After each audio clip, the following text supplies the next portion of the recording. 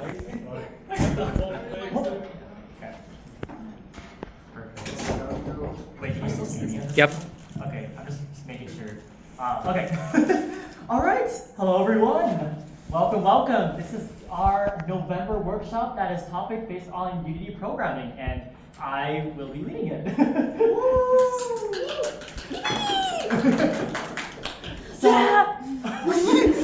So this is going to be a special. This is going to be a little bit of a more special workshop. This is the first time that we're actually inviting sort of a guest speaker, a professor as well over here, and you'll see very soon. I mean, he's sitting right there, but you'll see him very soon here. So thank you guys for coming as well too, and yeah, let's keep going through this. I mean, I'm sure that everyone is already in the Discord and the student groups connect. So, but in the event you're not. My gosh. So in the event right here, you can take these links over here and also all of our other links towards our club email or our website, just to have some place to join as well. Also, once again, keep in mind, these workshops, of course, are recorded as well, as you see Hankins over here, and he may sometimes pan over as well to the viewers of the audience. So in the event that you are uncomfortable or don't want to be shown on video because they will be posted and available for everyone else later on, please let us know immediately. So here is going to be our agenda as well for today as well. We're going to be starting off with where the game ideas come from, and we're going to talk about what is a game engine, what game engines are out there, which one is right for me, and then I'm going to go through a demo exercise or a run through of how to implement a simple 2D player controller as well. And please keep in mind, this is supposed to be a very beginner-friendly tutorial. I know that from the demographic that most of our club is pretty versed in programming as well, so if you already are familiar with Unity, you may find this tutorial a little bit basic as well, but there are some other people that may not be as familiar. So please keep that in mind as well as we go through. All right, so let's start with our first section, Know the Basics, and we are going to be welcoming our professor. Please welcome Dr. Qorbani. Thank you, Ryan. Excellent work. First off, let me start by saying that I am very impressed by the activity and engagement of the students in this club.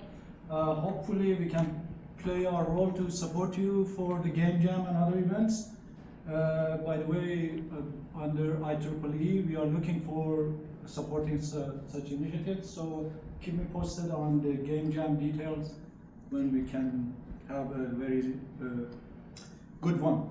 All right, so good afternoon, everyone. Thank you for joining us. Without turning this to a full class lecture, I want to give you a kind of overview of game design and development process, give you a very quick activity to, say, start generating ideas for new games. And then Ryan will take you through the engine. When we say basics, what do we mean by that in game design development context, right? You have probably seen this through your other literature, English studies, right? For the game genre, the main terminology and terms that you need to have the basic understanding of include, but not limited to these, of course, setting, characters, plot, backstory, quests, objectives, choices, consequences, and the rest of it, right? Just to give you an example, what do you think the backstory of Halo game is? How many of you played Halo? Not many? Few? Okay. So you can play that game for ages and do not pay particular attention to the backstory, but over the span of the course of the game, things unravel and you can understand why Master Chief is doing, where he comes from as a Spartan and all sorts of background story. So that is embedded and weaved into the story as it progresses, right? He was one of those children separated from their parents to be trained and enhanced as a warrior, and then they replaced him when they took away the kid. They replaced him with a clone, and the clone would die after 6-7 years. It wasn't stable, so the parents would think that the kid just died naturally. So, and that, of course, that is the mastermind of this is Dr. Housey or something. So, those are all the things that happen and you understand, and again, you play the game. Other parts, again, the plot refers to the sequence of events in the story, setting refers to the time, place, and overall environment, and so on. So, these would help you to anchor your initial idea, right? You have to know about all these details. As I said, those are basic, and then the next immediate one is to know your game genre, right? Type of games. Many of you have played this game, Super Mario, known as 2D platformer. Onward, if you haven't played it, it's a virtual reality game, again, third-person shooter and so on. We have first-person shooter, many people have played, they know what it is. You get a gun in your hand and you go through the scene and you keep killing people. We have other genres like role-playing, Final Fantasy, and so on. This list continues to action-adventure, yes? Why is it important to start off with the narrative before the type of game? Because I heard with common knowledge, with other common knowledge says like you're supposed to do like the other one first. There is in my book there isn't a kind of priority to one against another, right? Most people are coming to play the game, not to read a book, right? They come to entertain, to escape, and do other things. So you can't. In some scenarios, you want to avoid bombarding them with a big narrative at the beginning and then risk being the boring part. Right? I meant sorry, like when you're starting the develop process of the game, like when you're starting to develop the game. It helps you understand the game better. You can gain more perspective before going into it. Would there be a disadvantage of doing it the other way around? No, not really. But again, depend on the size of your team, the budget that you have, the time you have, and you can make that decision. So, action, adventure, Zelda, racing games, all sorts of cars, motorcycles, horses, football, soccer, basketball, all falls under that category. And then that list continues to the sport games, strategy games, simulation games, fighting games, puzzle games, and so on. Right? It's a long list of this. So, why do you think it's important to know this genre? Yes. It'll influence the type of prototypes you'll try to make something fun. Excellent. What else? Yes, that's correct.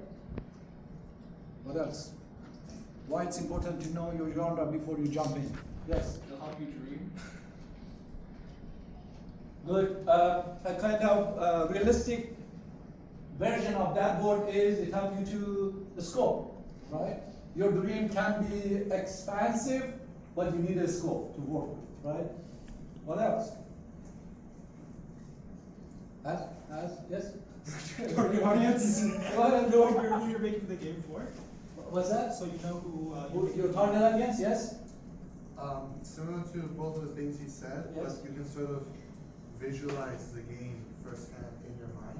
when you Yes. imagine it. Yes, again, part of the imagination and dreaming about the game. It helps you scope the cost. It helps. Are you doing the game? Are you designing, developing the game for charity? No. Are you designing, developing the game for art? Maybe. Potentially. Maybe. Probably not. It can be, maybe. Depending on if you want to keep living in your basement, parents' basement for the rest of your life. Heck, You yeah. can do it. You can do tons of artistic board game, right? But eventually, you are designing, developing the game for other people to play and Purchase. what's that? Purchase. Purchase. Pay for it, right? It's even trust me, that reaction is very natural. It's not on many people's radar, right? You're spending 3 years. A typical game, a 2D platformer game, is going to take you 18 months to build. Are you in charity business? Are you going to say your parents' basement corner? No, you have to think of building something that can be sold. How many of you have paid for the games? Every one of us paid for a game. We bought something we liked, and we paid for it, right? You made those guys rich. Okay, but what if the content of the game doesn't meet the standard of like how I explain this? So every game has It's an not audience. market worthy. Yeah, every game It has an is audience. not. A But- student's projects is not market worthy. It takes you 18 months to 3 years to make a game that is market worthy. It has a formula. It has its steps. It has a kind of process that I'm going to take you and introduce you to that process. Okay? What I want to emphasize, bring it to your attention, that it is a product, it's a business. It is something that can sustain you to make a living out of it, right? So yeah, it might be far-fetched at this level. I'm just beginning, I just want to start something, I want to learn the Unity, but that's the path. Game business is an industry. It's like any other industry. It's like gazillion dollars industry. How much? It's about $80 billion a year industry. Movie, music combined are what? $24 billion. And game industry is $80, $90 billion industry. Okay, so what's your pie in that? Anyway, I get too excited about it. So it's important for that reason to know what you are getting into and to know what is going to sell, right? Yeah, you are passionate about first-person shooter, but at this point of time, considering the number of consoles and other things that people are not buying first-person shooter. People are buying puzzle games, strategy games, social games that allows them. So that's where your focus should be, right? Because eventually you want to look for other people to play your game and pay you for it. Okay, make sense? Yeah.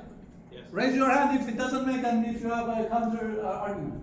Anyway, other genres, sandbox game, adventure games, casual games, stealth, and so on. And for each of these areas, there are resources and websites and online resources that tell you at this point of time which of these type of games are selling best. Okay, so you can extract those kind of information. All right, what is next you need to know? Someone mentioned target audience. Target audience, just so you can know who's. Yeah. Yeah. Yes.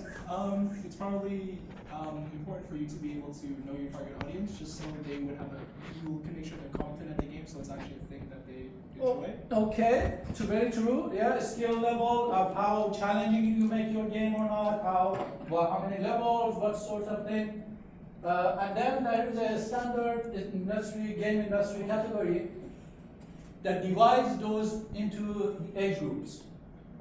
Again, it's debatable, but based on about 20, 30 years of study, the game industry noticed that these are a certain age level that people grow or jump through certain mental growth or some kind of markers in their age that are very good to target, right? So, as you can see, age 7 to 9, they are early readers. They are developing problem-solving kind of skills, and they want to prefer start playing game individually. 10 to 13, now their cognitive growth is very evident, and then they have strong interest in different things, and they are very emotionally can get engaged in games at that age. 13 to 18, teenagers, they identify gender differences and they want to experiment through gameplay. 18 to 24, young adults, they have more time and money and they can pay better different games. 20, 30s, career, they already have focus on career and family, and they are mostly at this age more of a casual gamers, right? As they grow older, the number of games they play might be reducing and they focus on certain games that they like, and then 30, 40s are the family responsibility. In these categories, who are paying for the games? From potentially this age, if they did summer jobs and other stuff, they start to pay for the game, right? Yeah, makes sense. Why you need to focus on the why you need to know this. Yeah. Because those are the people who are able to pay for the games. Right? So If you make a game for 10-year-olds that's like for like $100, it's not likely that they'll have the opportunity to buy it. exactly, unless their parents is gonna be just know that the game is beneficial of some sort for them, and they are gonna be able to pay. It's more difficult, yeah. Exactly, right? Because now you have to convince the parents to pay for the game, rather than yes. It's the same thing with this game Roblox. They've been catering towards people who are older because they tend to spend more money on that Yes. platform because they grew up using it. Exactly. So why it is important for you to think strategically, right? Where I have to put my focus, what type of game I have to create, what for this, who is going to pay for it? Right? Okay, then based on Barthel's taxonomy, he divides again over the span of certain decades, he categorizes the player types, which is again for you good to know. They are divided into achievers, explorers, socializers, and killers. I think they renamed the killers to something else, but anyway, they enjoy certain aspects of the game, right? Achievers are only looking for challenges and mastery of the game and to solve problems and get rewards. You have a question? Yes, I do. Yes. Would we be able to observe these is differently in the different age groups?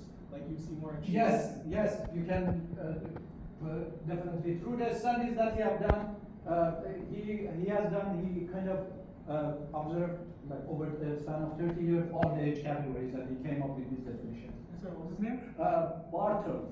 I will give you the details, and we can find some studies about that. Explorers enjoy discovery. I used to spend hours and hours in Grand Theft Auto just to look at the buildings and the sceneries and things that people have done, right? Nothing to do with the killing and the race. Socializers are there to socialize, connect. So don't say that, oh, my game is a single player game, I like this. 80% of players are there to socialize of these categories. This is the largest portion of the people. Yes. Does that count people who just want to, who like experience like a single player game and want to talk about it with people online? Or Can be, but it's limited. It's very limited. So it should be multiplayer, networking. so it's about how they interact with the game is more, this is like what it is. Yeah. And then killers just enjoy to compete and shoot others and kill everyone and be the first. Okay? Again, these are some of the basics knowledge that you need to know. So, then what is the process? Okay, we have gained some of those basic knowledge. Where to go from that point? You are going to need an idea, right? Based on the information and knowledge you gained, you can think of an idea. That idea, some people say it can come from your own experiences, or someone else told you something and you thought it can be a good idea. It's something that triggered. On the other hand, some people say it's better to have a group of people in a space like this, a room, or hire a bunch of smart people and then start generating ideas. So either way, there are the two schools of thought, right? So either way, depending on if you are a big investor and a studio owner and you can hire a bunch of the smart kids like you, bring them in one space and say, hey, let's generate game ideas, or the other way around. So regardless, you have the idea, you have to do some research. What is the thing that you are going to research? What do you need research for? Yeah? Everyone else? What happened? Yes, what are you going to research? For an idea, I would recommend researching what engine you're going to use and what sorts of tools and Technical supports. considerations, technical research, yes. Very good. And budget, for example. Yeah. Very good, yes. Market research. Market research, absolutely. Do you Are you worried about any technical research in terms of research questions of answering some performance metrics? You are all the students, yeah? What are some innovation? Exactly, innovation research. Yeah, is it going to be my algorithm? Are you a computer science student here? No? Not everyone. Computer science. Computer science students? Yeah, some of you? Yeah? Come on, guys. Okay. Yeah, what are you afraid of? Anyway, so but yeah, maybe there are some innovation research that you can do to see if your game can answer those, but they come later. But regardless, after that, you are gonna have a session with your writers and artists, designers, and stuff to come up with character design, plot, story, backstory, and all sorts of things, right? To expand that idea, someone should think of how much it's going to cost us to develop this game, right? Potentially, hopefully, you can ask a friend of friend who is accounting or bookkeeping somewhere who knows something about money. If you don't, then you identify the capabilities and resources you are going to need. What kind of computers am I going to need? What game engine I'm going to need? Am I going to rent a place? Am I going to, what is my internet facility costs and all sorts of stuff, right? And then you attach a timeline to it. It's not endless time. There's time limit to what you want to do. You collect all of those and put it where? What is this? GDB. What is it standing for? Game design document. Very good, thank you. So all those ideas and research and components, cost, budget, and timeline will go into one document. That is your roadmap. Don't ever start a project, let alone a game project, without that document. You are setting yourself for failure if you do. Make sense? All right. What's next? You have done your still it is kind of planning stage, pre-production level. You have done your game design document. Now you go after writers to complete the game story. Then there is cross-department collaboration between development team, design team, all come together in one space. They put all sorts of printout on the walls and the sketches and other stuff to discuss. Because sometimes designers think that everything is possible. Well, I mean, in Dream it is possible, but then the developer puts a break on it and say, hey, within that time limit, the things that you are talking about, the features and elements that you are talking about, we are not going to get there, right? It's going to need more time. And then you can start with a paper prototype. Your game can find a form of a paper. You can cut characters and stuff, or use the plastic toys or Lego toys and stuff to mimic the storyline, the interactions, the how the elements would work together, how many NPCs would you have, what is your main character is doing, what your main enemy is doing, and all sorts of stuff. You can play out in a form of a paper prototype. Yes. Is it important that it's a paper prototype and not an actual prototype? Because actual prototype in a game development? Yeah. Now it's too early, right? Yeah, within that space you find a lot of things that doesn't work. Right, because it's a lot of work to make. Yeah, exactly, because it's costly. You have to go put code and even assets with placeholder. Do you know what is placeholder? Yeah. In the development phase, you can download a bunch of graphics and assets and start coding as a placeholder to later think of your graphic designer is going to give you the assets. But again, that's costly, that's time, right? But with the paper prototype, with a bunch of draw and sketch and paper, and you can play out the game, whether it's fun or not, right? Trust me, within that large team of 5, 6 people, you can exactly figure out if it is fun or not. Yes. So it's like like a paper prototype would be super useful because it's like I imagine like the timeline to get one done is like within like hours. Within hours. Within 1-2 hours, you can get something out and start playing with it. Right. So you do the paper prototyping to kind of understand how mechanics are working. And game mechanics basically means how a game is played, right? A rock, paper, scissors has what? 3 moves. All moves are attack, right? That's a game mechanic. So through that exercise, you understand that process, what works, what doesn't. Okay? Boring, almost done. After you understand your mechanics, you go to the town with your graphic production assets, right?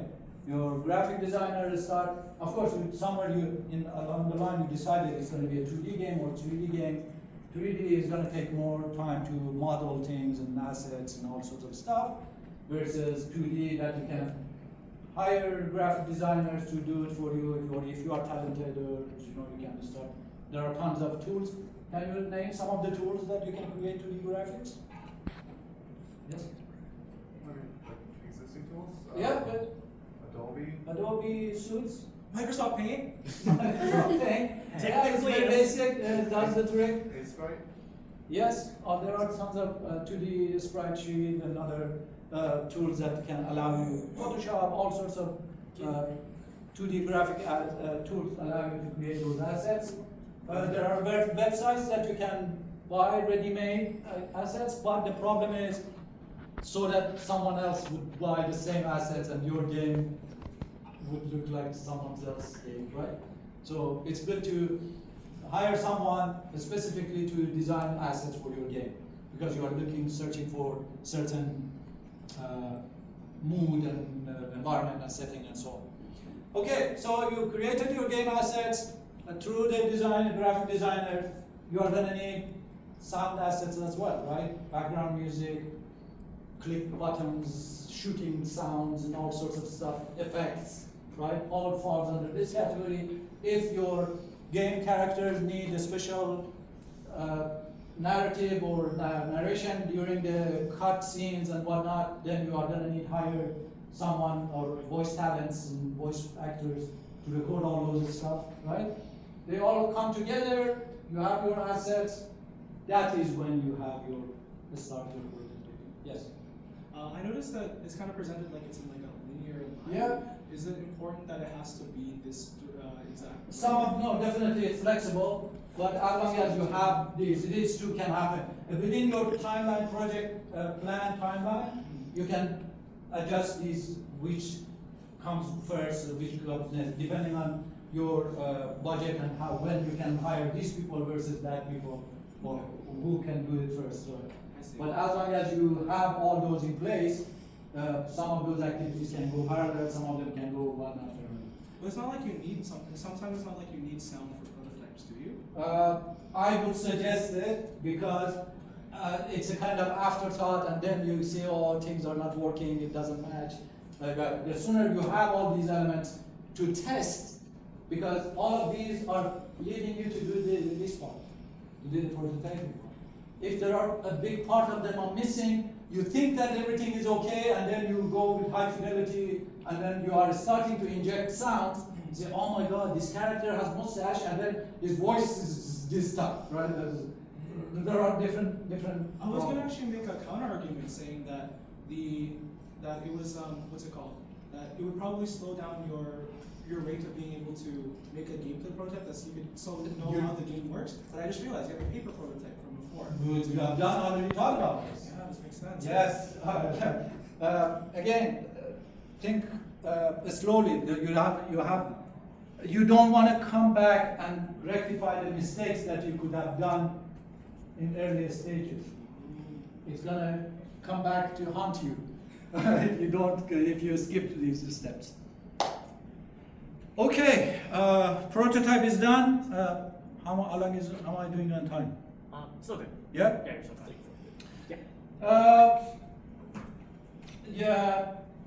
Again, not in again, it's set on the stone order. You need to think of dialogues. You need to think of how many level games would have. You want to figure out exactly rendering, functionality, performance down, and these are all the parts that you're going to need to test after you made your prototype. Right? So don't rush to include all the high fidelity elements, but all these components should have there, right? One of the biggest part that has a whole like 3 weeks lecture I can talk about game balance and fairness adjustment and whatnot. But it only comes in when you have a prototype. Before that, you cannot think of is the game balanced or not. Should I give you a quick hint of what I mean by game balance? Everyone interested to know what is game balance? What do you think is game balance? Yeah. Game balance is making sure the target audience, or actually that mostly that you're trying to balance like the vector of like people having fun. So you're gonna make sure that the game mechanics are balanced. Yeah, the easiest one. Yeah, very good. Yes. Essentially the same thing. Basically, you don't want to stress the player too much or frustrate them. Yes. Make the game fun, but also challenging, and not having too much. Very good. Excellent. One another. Yes. Very good. Yeah, but easiest one would be fairness.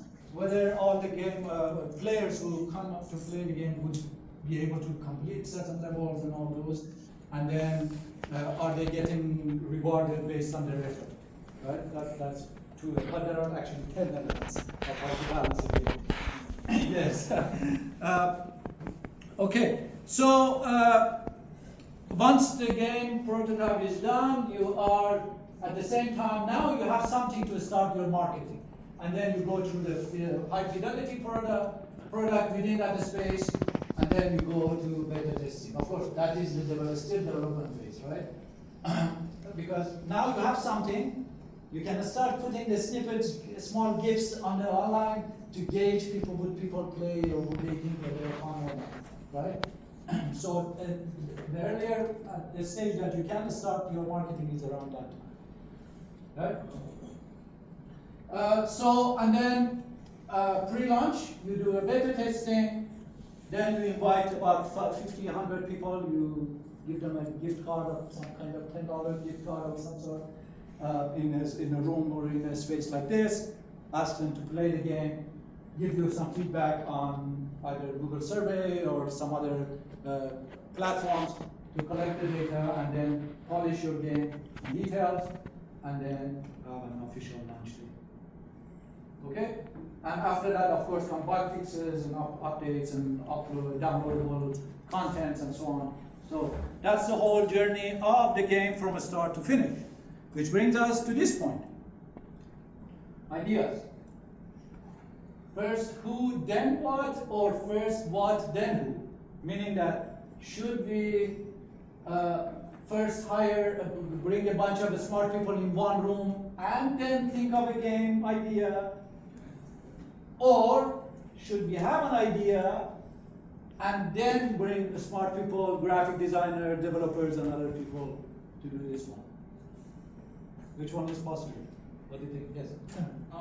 I would say it's a difference in like safety. So like the safetiness would be like if you had like the group and then the idea, you have the safety where you're like these people know what they're doing, Right. and then like they can kind of formulate something because maybe they have experience or whatever. Yeah. But then for the second one, I would say that's it's more safe. Yeah. It's less safe because I mean Yeah, you things know can what's go possible wrong. that you can go. Yes. Then what is the kind of trade-offs? If you go with this one, I can imagine it's more flexible. flexible at what cost? Flexible at cost of all people's time. Makes sense. Right? So independent developers fall under this category. You are solo, potentially you can have a friend who does something, you get together, 2 people, then you form an idea and then you start developing the game, right? That one is a bit costly, right? If you can bring the people, unless 5 of you decide that for the next 18 months, I'm gonna dedicate my life to this project that I'm not sure it's gonna sell or not, right? And then try the game. But there are ways to reduce that risk, right? And every stage that if you start testing, putting it out there, get the people feedback, and all those, you are reducing the cost. Because the last thing you want to do is that dedicate 18 months of your life and then your game doesn't sell, right? So there are, again, steps and measures to reduce that risk.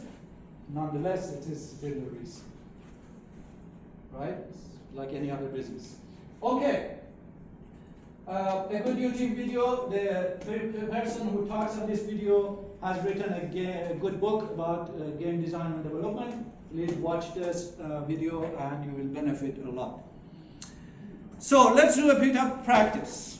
In front of you, you have a couple of pieces of paper. I want you to, each of you, take one of those papers and fold it this way,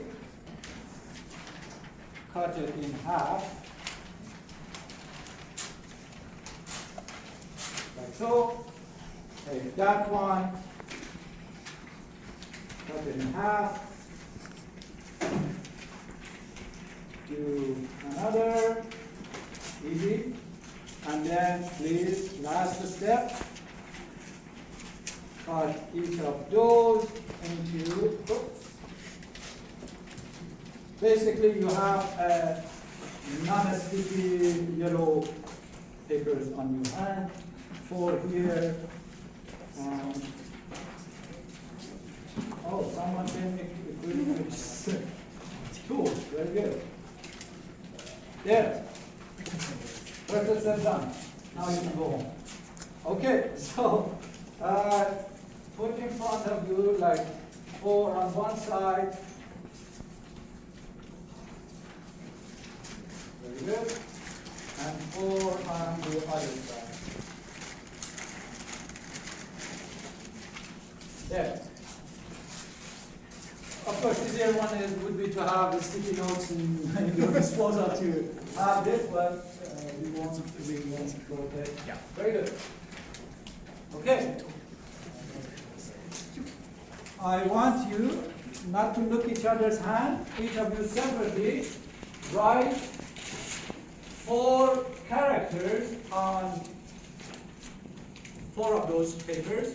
1 character per each paper. Any character that comes to your mind. The craziest, the better. Okay, the crazier, the better.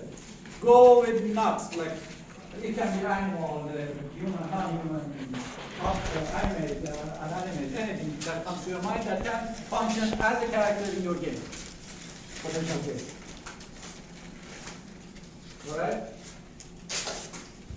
So, write down 4 characters. Take 1 minute. Closer, bunch together. Now you are a team. One of you can come here or you go there.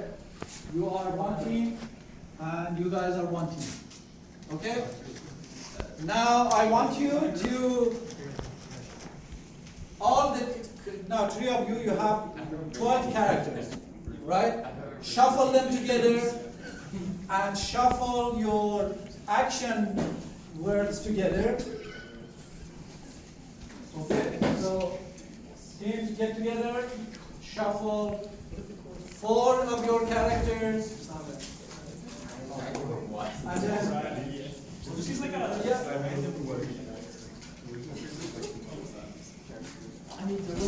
yeah, what's the preference? Count anything that you feel comfortable. All characters shuffle together, all action words shuffle together. You're shuffling your characters. We're being put in the blender. Or just put in blender, see what happens. Okay, now I want you to randomly pick 1 character and 1 action word and put them side by side. Randomly pick 1 character, 1 action word. Please take your seat.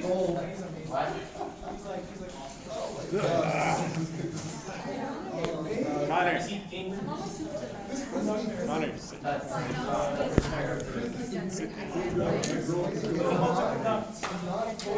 We all just did it. We did it. What is known as trigger sentence on the screen. Now, with your team, discuss if you put your character We're just making a picture. in a world where you can say something interesting about the world, where your character goes here, discovers he, she, or they have a power to, what was that? Jump? Something? What? Kill. To kill. They're leading to a mission. What is going to be their mission? If they succeed, they will achieve this one. If they fail, they achieve that one. Last 10 minutes, is it my time? I mean, 5 minutes? yeah, I think that would be pretty. 5 minutes. Take 5 minutes to put one of your character in this trigger sentence. Please. Yeah, right. Think about it. 5 minutes. That you are writer before this. Come on, this is your writing skills. Come on, right get in the game. Come on, Nathan. Hey, I'm taking the video. I don't know.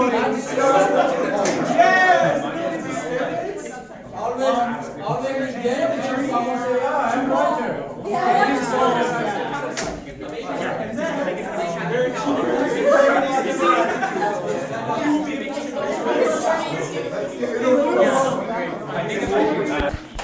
Who is willing to share? Okay. First team. Let's say. Let's hear it. What do you have? Yeah. Why me? What you got?